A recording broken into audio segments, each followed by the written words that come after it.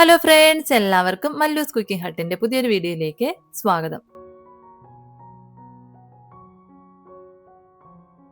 ഇന്നത്തെ നമ്മുടെ വീഡിയോ എന്ന് പറയുന്നത് പഴം വെച്ചിട്ട് തയ്യാറാക്കി എടുത്തിട്ടുള്ള നല്ല അടിപൊളിയായിട്ടുള്ളൊരു ഐറ്റം ആണ്. നമുക്ക് രാവിലത്തെ ബ്രേക്ക്ഫാസ്റ്റിനോ അല്ലെങ്കിൽ വൈകിട്ട് ചായയുടെ കൂടെയൊക്കെ കഴിക്കാൻ പറ്റിയ നല്ല അടിപൊളിയായിട്ടുള്ളൊരു ഐറ്റം. ഇതിൽ നിന്ന് ഒരെണ്ണം മതിയാവും നമുക്ക് വയറ് നിറയാനായിട്ട്. അപ്പോൾ നല്ല അടിപൊളിയായിട്ടുള്ള ഈ ഒരു സ്വീറ്റ് എങ്ങനെയാണ് തയ്യാറാക്കി എടുക്കുന്നതെന്നൊന്ന് നോക്കാം. അപ്പോൾ നമ്മുടെ വീഡിയോയിലോട്ട് പോകുന്നതിന് മുമ്പായിട്ട് വീഡിയോ കാണുന്ന സമയത്ത് നിങ്ങൾക്ക് ഇഷ്ടപ്പെടുകയാണെന്നുണ്ടെങ്കിൽ ഒന്ന് ലൈക്ക് ചെയ്തേക്കണേ. അതുപോലെ തന്നെ ചാനൽ ഒന്ന് സബ്സ്ക്രൈബ് ചെയ്ത് സപ്പോർട്ട് ചെയ്യാനും മറക്കല്ലേ. അപ്പോൾ നമ്മുടെ നല്ല അടിപൊളിയായിട്ടുള്ള ഈ ഒരു സ്വീറ്റ് തയ്യാറാക്കാനായിട്ട് ഞാൻ 2 ഏത്തപ്പഴമാണ് എടുത്തിട്ടുള്ളത്. ഇനി നമുക്ക് തൊലിയൊക്കെ ഒന്ന് കളഞ്ഞ് ചെറിയ കഷ്ണങ്ങളാക്കി ഒന്ന് മുറിച്ചെടുക്കാം. അത്യാവശ്യം നല്ലതുപോലെ പഴുത്തിട്ടുള്ള പഴം വേണം എടുക്കാനായിട്ട്. ഇപ്പം ഞാൻ 2 പഴം ഒന്ന് തൊലി കളഞ്ഞ് എടുത്തിട്ടുണ്ട്. ഇനി നമുക്ക് ചെറിയ കഷ്ണങ്ങളാക്കി ഒന്ന് എടുക്കാം. അതിനുശേഷം നമ്മൾ കഷ്ണങ്ങളാക്കി എടുത്തിട്ടുള്ള ഈ പഴം നമുക്ക് ഒരു മിക്സിയുടെ ജാറിലേക്ക് ഒന്ന് ഇട്ട് കൊടുക്കാം. ഇനി നമുക്ക് ഒട്ടും തന്നെ കഷ്ണങ്ങളൊന്നും വരാത്ത രീതിക്ക് നല്ല സ്മൂത്ത് ആയിട്ട് തന്നെ ഒന്ന് അരച്ചെടുക്കാം. അപ്പം ഞാൻ നല്ലതുപോലെ ഒന്ന് അരച്ചെടുത്തിട്ടുണ്ട്. നമ്മൾ ഈ അരച്ചെടുത്തിട്ടുള്ള പഴം നമുക്ക് മുഴുവനും ആവശ്യമില്ല, ഇതിൻ്റെ പകുതി മാത്രമേ ആവശ്യമായിട്ട് വരുള്ളൂ. ഇനി നമുക്കൊരു ബൗളിലേക്ക് അരിപ്പൊടി ചേർത്ത് കൊടുക്കാം. അപ്പം ഞാൻ 1.5 കപ്പ് അളവിൽ അരിപ്പൊടിയാണ് എടുത്തിട്ടുള്ളത്. നമ്മൾ സാധാരണ അപ്പത്തിനും ഇടിയപ്പത്തിനൊക്കെ എടുക്കുന്ന അരിപ്പൊടിയാണ് എടുത്തിട്ടുള്ളത്. അത് ചേർത്ത് കൊടുക്കാം. ഇതിൻ്റെ കൂടെ തന്നെ നമ്മൾ അരച്ച് വെച്ചിട്ടുള്ള പഴത്തിൽ നിന്ന് പകുതി ഒന്ന് ചേർത്ത് കൊടുക്കാം.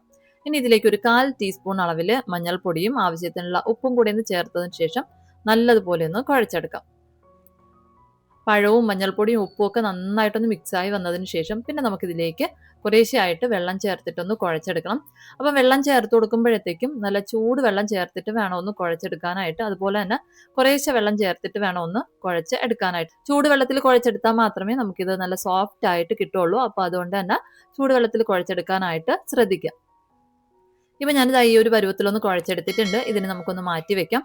ഇനി നമുക്ക് ഫില്ലിങ്ങിന് വേണ്ടിയിട്ട് ശർക്കര ഒന്ന് ഉരുക്കിയെടുക്കണം. അതിനായിട്ട് ഒരു പാനിലേക്ക് 1/2 കപ്പ് അളവിൽ പൊടിച്ച ശർക്കര ചേർത്ത് കൊടുത്തിട്ടുണ്ട്. ഇതിലേക്ക് ശർക്കര ഒന്ന് അടുക്കി പിടിക്കാതിരിക്കാൻ വേണ്ടിയിട്ട് മാത്രം ഒരു 2 സ്പൂൺ അളവിൽ വെള്ളം കൂടി ഒന്ന് ചേർത്ത് ശർക്കര ഒന്ന് ഉരുക്കിയെടുക്കാം. ശർക്കര നന്നായിട്ടൊന്ന് ഉരുക്കിയതിന് ശേഷം പിന്നെ ഇതിലേക്ക് 1 കപ്പ് അളവിൽ ചിരകിയ തേങ്ങ കൂടി ഒന്ന് ചേർത്ത് കൊടുക്കാം. തേങ്ങയും ശർക്കരയും നന്നായിട്ടൊന്ന് മിക്സ് ചെയ്തെടുക്കാം. നമ്മൾ ചേർത്ത് കൊടുത്തിട്ടുള്ള വെള്ളവും തേങ്ങയിൽ നിന്ന് ഊരി ഇറങ്ങിയിട്ടുള്ള വെള്ളമൊക്കെ ഒന്ന് വറ്റി വരാറാവുന്ന സമയത്ത് ഇതിലേക്ക് 1/2 ടീസ്പൂൺ അളവിൽ ഏലക്കപ്പൊടി കൂടെ ചേർത്ത് നന്നായിട്ടൊന്ന് മിക്സ് ചെയ്തെടുക്കാം. ഈ വെള്ളമൊക്കെ അത്യാവശ്യം നല്ലതുപോലെ ഒന്ന് ഡ്രൈ ആയിട്ട് വരുന്നവരേക്കും ഒന്ന് വഴറ്റിയെടുക്കാം. അതിനുശേഷം നമുക്ക് സ്റ്റൗ ഒന്ന് ഓഫ് ചെയ്യാവുന്നതാണ്. ഇനി നമുക്ക് നമ്മുടെ സ്വീറ്റ് ഒന്ന് തയ്യാറാക്കിയെടുക്കാം. അതിനായിട്ട് ഞാനൊരു വാഴയില എടുത്തിട്ടുണ്ട്. അതുപോലെ തന്നെ ഒരു സേവനാഴിയിലേക്ക് നമ്മൾ റെഡിയാക്കി വെച്ചിട്ടുള്ള മാവ്, ആവശ്യത്തിനുള്ള മാവൊന്ന് നിറച്ചു കൊടുക്കാം. അതിനുശേഷം ഇതൊന്ന് അടച്ചതിന് ശേഷം നമ്മൾ സാധാരണ ഇടിയപ്പത്തിനൊക്കെ കറക്കി ഒഴിക്കുന്ന പോലെ തന്നെ വാഴയിലയിലേക്ക് കറക്കി ഒഴിക്കാം. വാഴയിലയിലേക്ക് നമ്മൾ കറക്കി ഒഴിക്കുന്നതിന് മുമ്പായിട്ട് വാഴയിലയിൽ ഒരല്പം എണ്ണയൊന്ന് പുരട്ടി കൊടുക്കാം. എണ്ണ പുരട്ടി കൊടുക്കുമ്പോഴത്തേക്കും നമ്മുടെ ഈ ഒരു സ്വീറ്റ് ഒന്ന് റോളാക്കി എടുക്കാനായിട്ട് ഈസി ആയിരിക്കും. നല്ലതുപോലെ ഒന്ന് എണ്ണ സ്പ്രെഡ് ചെയ്ത് കൊടുത്തതിന് ശേഷം ഒരു സൈഡിൽ നിന്ന് നമ്മൾ സാധാരണ ഇടിയപ്പത്തിനൊക്കെ കറക്കി എടുക്കുന്ന പോലെ തന്നെ മാവൊന്ന് കറക്കി ഒഴിക്കാം. നമ്മൾ കറക്കി ഒഴിക്കുമ്പോഴത്തേക്കും ഒരുപാട് തിന്നായിട്ട് പോവാനും പാടില്ല, അതുപോലെ തന്നെ ഒരുപാട് തിക്കായിട്ട് വരാനും പാടില്ല. ഒരുപാട് തിന്നായി കഴിഞ്ഞാൽ നമ്മളിത് മടക്കി എടുക്കുന്ന സമയത്ത് പൊട്ടിപ്പോവും. അതുപോലെ തന്നെ ഒരുപാട് തിക്കായി കഴിഞ്ഞാലും നമ്മുടെ ഈ ഒരു സ്വീറ്റ് ഒരുപാട് വെന്ത് വരുന്ന സമയത്ത് ഒരുപാട് ഹാർഡായിട്ടിരിക്കും. അപ്പോൾ അതുകൊണ്ട് തന്നെ ഒരു 2-3 ലെയർ വരത്തക്ക രീതിയിൽ മാത്രം ഒന്ന് കറക്കി ഒഴിച്ചു കൊടുത്താൽ മതിയാവും. ആവശ്യത്തിനുള്ള മാവൊക്കെ ഒന്ന് ഒഴിച്ചു കൊടുത്തതിന് ശേഷം പിന്നെ നമുക്ക് ഇതിൻ്റെ നടുവിലായിട്ട് നമ്മൾ റെഡിയാക്കി വെച്ചിട്ടുള്ള ഫില്ലിംഗ് ഒന്ന് വെച്ചു കൊടുക്കാം. ആവശ്യത്തിനുള്ള ഫില്ലിംഗ് ഒന്ന് വെച്ചതിന് ശേഷം നമുക്കിതൊന്ന് അടച്ചെടുക്കാം. ഇനി നമ്മുടെ ഇല നമുക്ക് ഇതുപോലെ ഒരു സൈഡിൽ നിന്ന് ഇതുപോലെ ഒന്ന് മടക്കി കൊടുക്കാം. അപ്പോഴത്തേക്കും നമുക്ക് ഇതുപോലെ ഒന്ന് റോളായിട്ടൊന്ന് മടക്കി എടുക്കാനായിട്ട് പറ്റും. നമ്മൾ എണ്ണ പുരട്ടിയിട്ടുള്ളതുകൊണ്ട് തന്നെ ഈസി ആയിട്ട് ഇതൊന്ന് റോൾ ചെയ്ത് എടുക്കാനായിട്ട് പറ്റും. ഇനി നമുക്ക് ഈ 2 സൈഡും കൈ വെച്ചിട്ട് ഇതുപോലെ ചെറുതായിട്ടൊന്ന് പ്രസ് ചെയ്തൊന്ന് അടച്ചെടുക്കാം. അതിനുശേഷം നമ്മൾ ഏത് പാത്രത്തിലാണോ ഇത് വേവിക്കാനായിട്ട് വെക്കുന്ന ആ പ്ലേറ്റിലോട്ടൊന്ന് മാറ്റാം. ഇതുപോലെ നമ്മൾ റെഡിയാക്കി വെച്ചിട്ടുള്ള മാവിൽ ബാക്കിയുള്ള സ്വീറ്റും കൂടെ ഒന്ന് തയ്യാറാക്കി എടുക്കാം.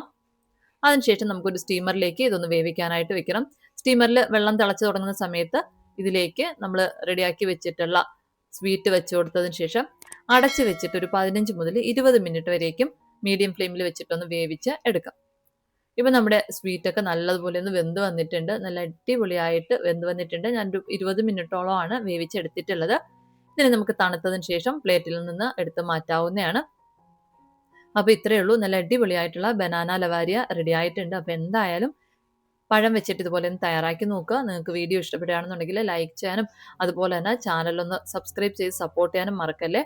അപ്പോൾ പുതിയൊരു വീഡിയോയിലൂടെ നമുക്ക് വീണ്ടും കാണാം. അതുവരെ താങ്ക് യു. ബൈ.